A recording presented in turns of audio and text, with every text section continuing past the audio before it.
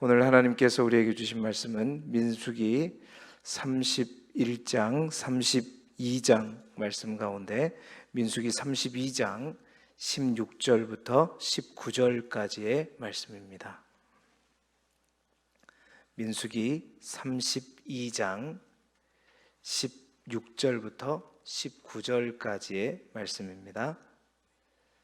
민수기 32장 16절부터 19절, 구약성경 251쪽입니다.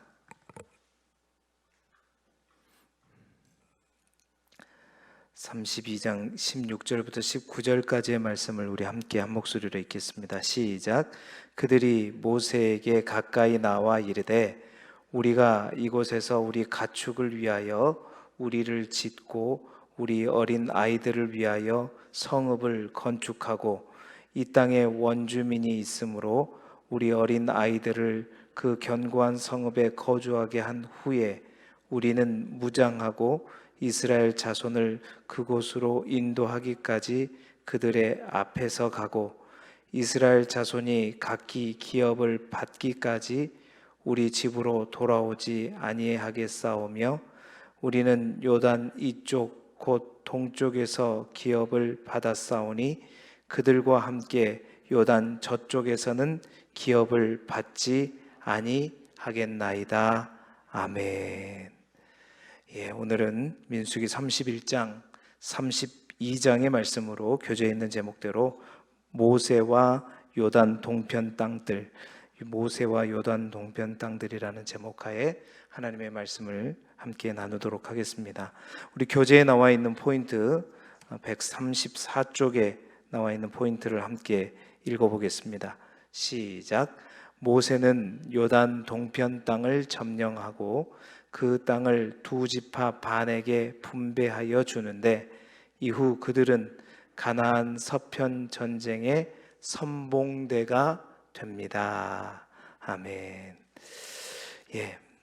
민수기 25장에 우리가 발람의 꾀를 보았죠. 발람의 꾀에 의해서 시딤 음행 사건으로 24,000명의 이스라엘 백성들이 연병으로 죽을 때 하나님은 그때 모세에게 말씀하셨죠. 그 24,000의 백성이 죽을 때 마지막 부분에 민수기 25장 17절 18절에 이제 저 미디안인들을 대적하고 치라고 말씀하십니다. 그들이 속임수로 너희를 대적하였으니 그들을 치라고 명령하셨죠. 그 명령이 민수기 25장에 있던 그 명령이 실제로 실행되는 장이 어디냐? 바로 오늘 우리가 읽을 31장입니다. 하나님은 이 31장에 바로 이스라엘 자손의 원수를 미디안에게 갚으라 말씀하시면서 하나님의 첫 번째 정복 명령을 출애굽 2세대들에게 내리게 되는 것이죠. 이제 26장에 모압 평지에 도착하여서 군사 또한 재조직하고 영적으로도 재무장한 출애굽 2세대들은 하나님의 명령대로 그들의 원수 미디안을 정복하러 군대를 소집하여 처음 이제 출정하게 되는 것입니다. 지난번에도 말씀드렸듯이 항상 방어적으로 싸우는데 공격적으로 처음 나가는 이제 출정이에요, 이게. 그래서 이 전쟁에서 승리를 거두죠. 그리고 그뿐만 아니라 승리를 거둔 후에 요단 동편에 있는 지난번에 아모리 왕 시온과 바산 왕 오객에서 빼앗은 그 영토를 두 지파 반 족속들의 요청으로 이제 분배를 하고 있는 내용들까지 32장에 나와 있습니다.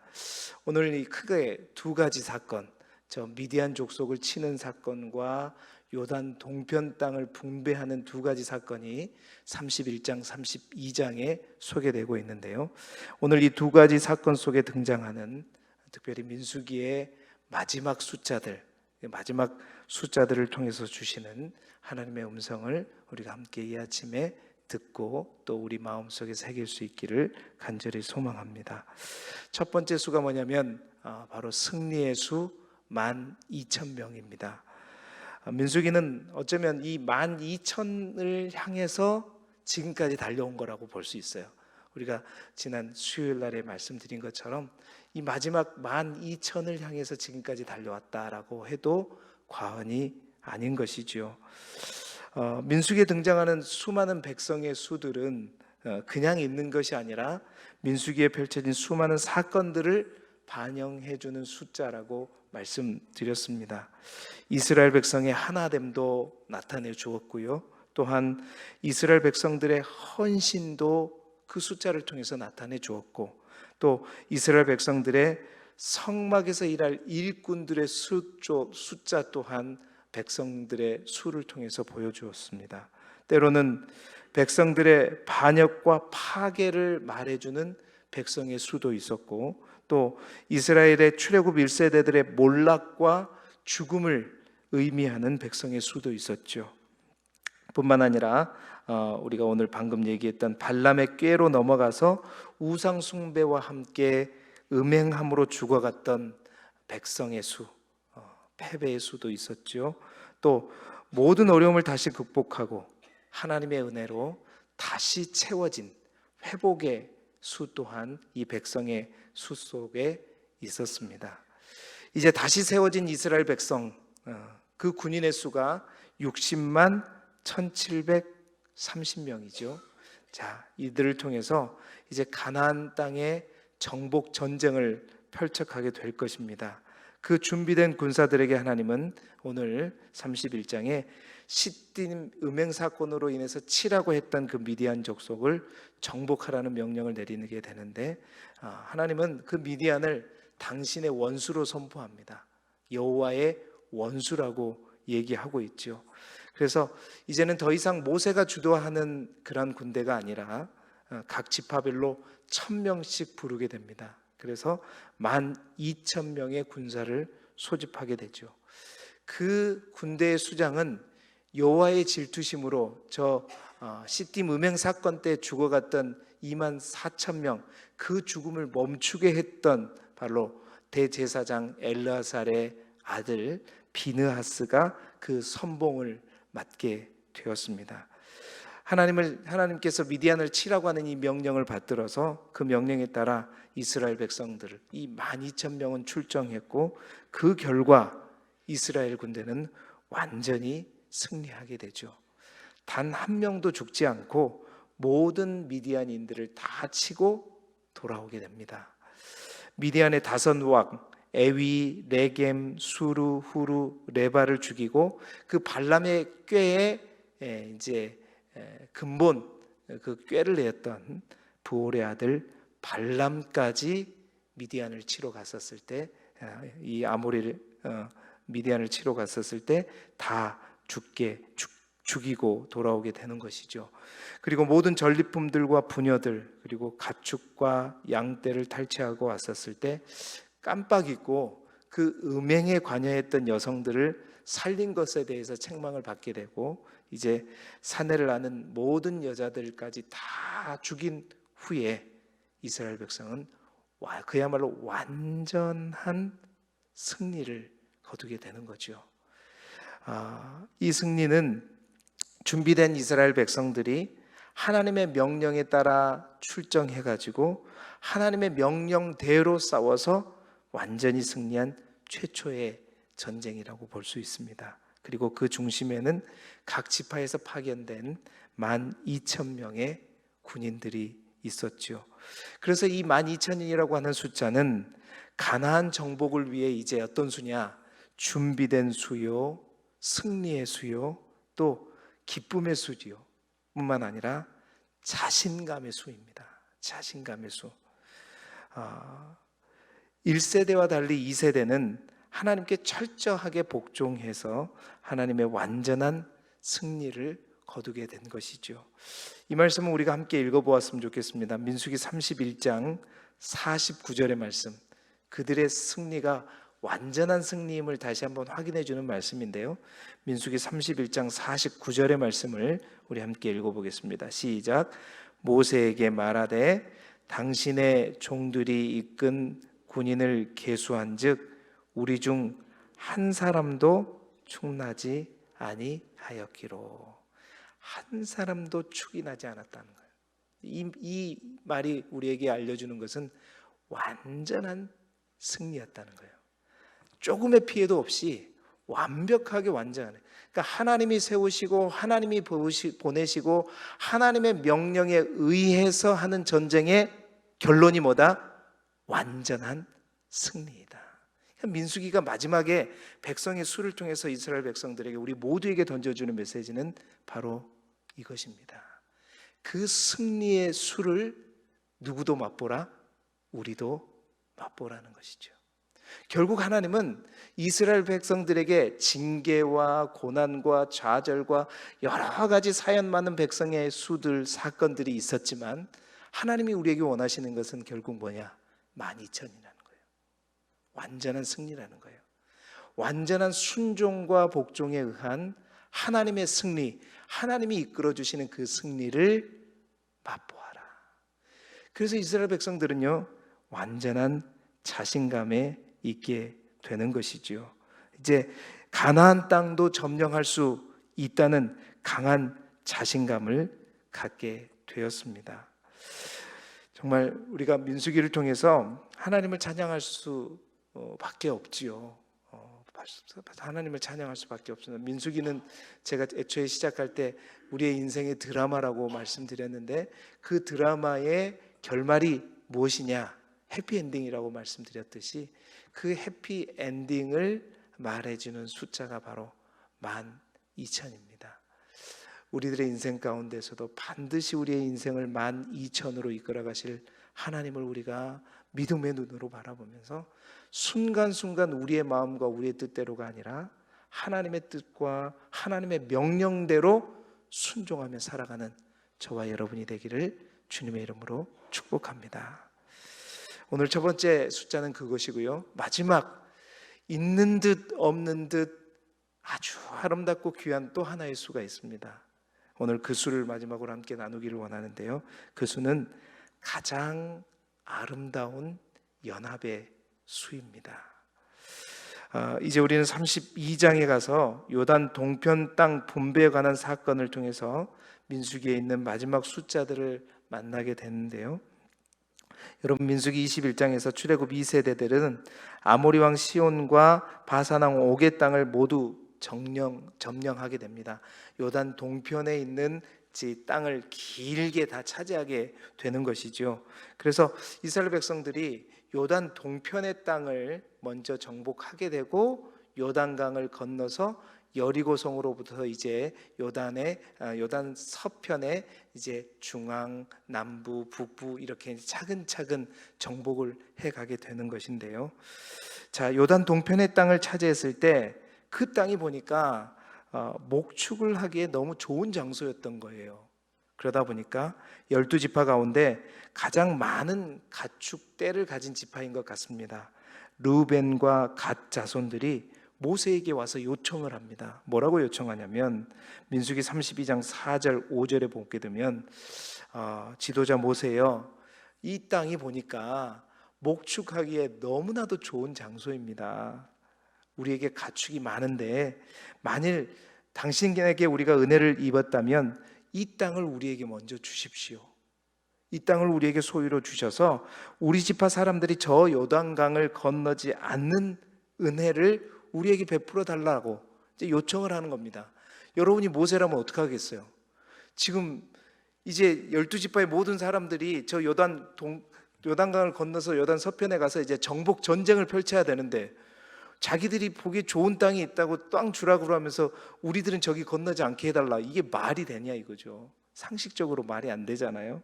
그래서 자기들의 실속만 챙기는 그들을 바라보면서 모세가 화가 난 거예요. 그래서 너희 형제들이 싸우러 가는데 너희는 여기 앉아 있는 게 말이 되느냐? 너희 실속만 챙기는 게 이게 말이 되느냐? 그래서 너희의 이 말이 모든 지파의 사람들을 화나게 할 것이다 하면서 그들을 책망하게 됩니다. 그러면서 모세는 이제 한 가지 사건을 떠올리게 되죠. 가데스 바네아에서 있었던 12명의 정탐꾼, 그 사건들을 이제 비유해서 이들에게 얘기를 해줍니다. 그때 10명의 정탐꾼 사건 너희들이 알고 있지 않느냐? 너희 부모들에 관련된 일이지만 그때 어떤 일이 있었냐면 이스라엘 전체가 그 10명의 정탐꾼들에 의해서 잘못된 그 보고에 의해 가지고 광야에서 40년 동안 방황을 하게 되었다. 여호와의 목전에 악을 행했던 그 일들을 너희가 기억하지 못하느냐? 어찌 너희들이 자신의 안전과 유익만 챙김으로 또 이 나라에 그와 같은 어떤 사건, 그와 같은 사단이 일어날 수 있도록 이 나라의 멸망을 부추기느냐라고 막 강하게 책망하는 거예요. 그러자 오늘 우리가 읽었던 본문이 그 내용입니다. 두 지파 사람들이 모세에게 가죠. 아닙니다. 뭔가 오해가 있는 것 같은데요. 지도자 모세요. 우리가 이렇게 하겠습니다 하고 세 가지를 다짐하게 되죠. 첫 번째는 뭐냐? 우리 가축과 성읍을 이곳에서 만든 후에 저희들은 여기에 있지 않겠습니다. 우리가 앞장서서 가겠습니다 라고 얘기합니다. 두 번째로는 우리가 무장하고 나아가서 저 서편 땅을 다 정복할 때까지, 아니 정복뿐만 아니라 저 땅을 다 정복하고 나서 모든 다른 9지파 반 백성들에게 분배할 때까지 우리는 돌아오지 않겠습니다. 가장 선봉에 서서 가서 싸울 것이고 열심히 싸우고 그들을 위해서 싸워주고 땅을 정복할 뿐만 아니라 다 제비를 뽑고 분배를 다 마칠 때까지 우리는 절대 이 요단 동편으로 돌아오지 않겠다. 세 번째로는 우리는 이미 이 땅에서 우리의 지분을 받았으니 서쪽에서 우리의 땅을 한치도 조금도 갖지 않겠습니다 하는 거예요. 모세가 가만히 들어보니까 이것을 좋게 여기는 거죠. 그리고 그 땅을 어떻게 해요? 므낫세 반 지파를 포함해서 이제 두 지파 반에게, 르우벤과 갓과 므낫세 반 지파에게 요단 동편 땅을 나누어 주게 되는 것이죠. 이게 32장에 있는 내용입니다. 그리고 그 이후에 보게 되면요, 이 두 지파 반에 총 11만 명의 군인들, 이제 60만 1730명 가운데 이 두 지파 반의 군사를 대략 산출해 보면 11만 명 정도 돼요. 그 11만 명 중에 7만 명들은 그들의 지파의 족속들을 지키기 위해서 이 성읍의 동편에 남게 되고요. 여호수아 4장 2절 3절에 보게 되면 이제 요단강을 건널 그때 실제적으로 가장 선봉에 누가 서느냐? 바로 이 두 지파 반의 용맹스러운 군인들이 4만 명이 가장 선봉에 섭니다. 가장 앞에 나아가는, 요단강을 건넜을 때 그 앞에 누가 기다리고 있을 줄 모르고 어떤 이들을 맞이하게 될 줄 모르지만 이들이 가장 선봉에 서서 싸우면서 나아가는 거예요. 그리고 몇 년 동안, 자그마치 7년 동안에 이스라엘 백성들이 가나안 원주민을 모두 다 정복하고 다 땅을 분배할 때까지 돌아오지 않고 그들 가운데 있으면서 그 모든 광경을 다 보고 나서 이제 돌아오게 되는 것이죠. 다른 지파의 유익을 위해서 모든 수고를 아끼지 않고 목숨을 걸고 이 4만의 군인들이 헌신하게 되는 겁니다. 여러분, 이게 사실은 쉬운 일은 아니죠. 쉬운 일은 아닙니다. 이미 자신들의 지파들은 다 자리를 잡고 있고 그럼 대충 싸울 수도 있고 그러는데 선봉에 서서 죽음을 각오하고 싸우는 이 4만의 군사들, 그러나 그들은 끝까지 책임을 다하죠. 언젠가 제가 설교를 했지만 여호수아 22장 3절에 보면 그 모든 일을 마치고 그들이 돌아오는 장면이 있습니다. 그 돌아오는 장면에 이제 요단 동편에 있는 그쪽에 엣이라고 하는 제단을 세워가지고 그것이 또 하나의 또 오해를 쌓지만 그것 또한 오해로 끝나게 되고 오히려 이스라엘 백성들이 더욱더 하나 되는 아주 감격스러운 순간을 또 맞이하게 되지만요, 우리는 여기에서 두 가지 숫자의 연합을 한번 비교해 보게 되는 거죠. 그들이 뭔가 우리를 여기 남게 해주십시오, 우리가 요단을 건너가지 않게 해주십시오 했을 때 모세가 누구 이야기를 꺼냈죠? 40년 전에 있었던 12정탐꾼의 이야기를 비유를 들어서 설명했잖아요. 그때 우리가 봤던 10명과 2명의 조합, 10대 2는 어떤 수였습니까? 온전히 하나 될 수 없는 수였죠. 10명의 정탐꾼과 2명의 정탐꾼, 그 10하고 2라고 하는 연합의 숫자는 연합할 수 없는 비율의 수였습니다. 이스라엘을 울게 만드는 수였고, 이스라엘 백성들을 광야 40년의 저주로 이끌었던 분리와 저주의 수가 뭐였냐면 10과 2의 비율이었어요. 10과 2의 조합이 그랬습니다. 그런데요, 오늘 우리가 만나게 되는 9.5죠. 정확하게 말하면 9.5지파이고 또 몇 지파예요? 2.5지파예요. 말씀을 준비하면서 가만히 보니까 얼마 차이 안 나잖아요. 12하고 9.5하고 2.5인데 어떻게 이렇게 다른가? 숫자로 봐서는 9.5, 2.5 뭐 그 숫자 자체로 보면 그 더 쪼개진 것처럼 보여지고 뭔가 더 하나 될 수 없는 숫자처럼 보여지는 숫자가 9.5하고 2.5인데요. 여러분, 이 9.5와 2.5를 통해서 저는 가장 아름다운 연합의 수를 발견하게 되었습니다. 이스라엘 백성이 9.5, 2.5는 서로가 서로를 채워주는 수였고, 또한 완전한 연합으로 모두를 한 지체로 묶어주는 그러한 비율의 수였고, 연합의 수요, 희생과 결단의 비율이요, 서로의 부족함을 체험으로 가장 완전한 아름다움을 채워가는 수가 바로 9.5와 2.5의 연합이었던 거죠. 여러분, 시편 133편 1절부터 3절까지 보게 되면, 보라, 형제가 연합하여 동거함이 어찌 그리 선하고 아름다운고, 머리에 있는 보배로운 기름이 수염 곧 아론의 수염에 흘러서 그의 옷깃까지 내림 같고, 헐몬의 이슬이 시온의 산들에 내림 같도다. 거기서 여호와께서 복을 명령하셨나니 곧 영생이로다. 연합과 동거, 믿음과 희생, 수고와 헌신. 사실은 이 9.5와 2.5에 우리가 가져야 할 참된 하나됨이, 그 비밀이 여기에 숨어 있죠. 희생과 헌신과 목숨을 던지면서까지 그들이 선봉에 서지 않았으면 이 아름다운 연합이 이루어지지 않아요. 이 아름다운 하나됨이 이루어지지 않는 것입니다. 그렇습니다. 민수기는요, 12,000이라고 하는 아름다운 승리의 수로 끝나기도 하지만 9.5와 2.5라고 하는 정말로 최고의 아름다운 연합의 수, 하나됨의 수로 끝난다는 것입니다. 교회는 어떻게 이루어져야 되는가? 교회는 바로 이 9.5와 2.5, 10과 2가 아니라 9.5와 2.5라고 하는 이 아름다운 연합에 의해서 만들어진 것이 교회인 줄 믿습니다.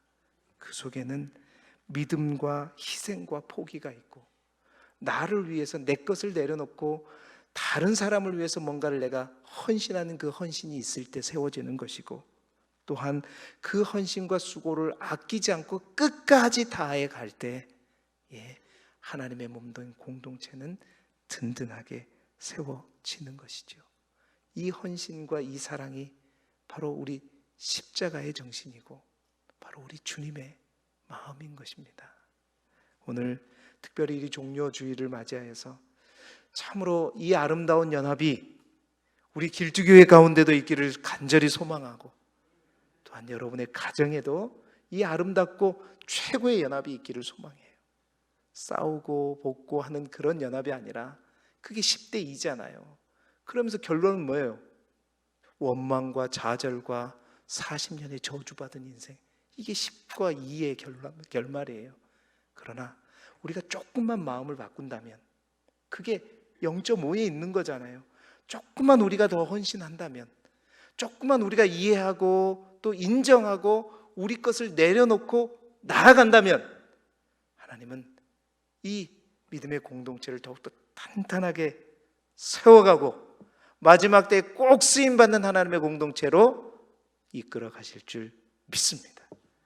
그 승리와 그 연합을 맛보는 우리 모두가 되기를 주님의 이름으로 축복합니다. 기도드리겠습니다. 하나님 아버지,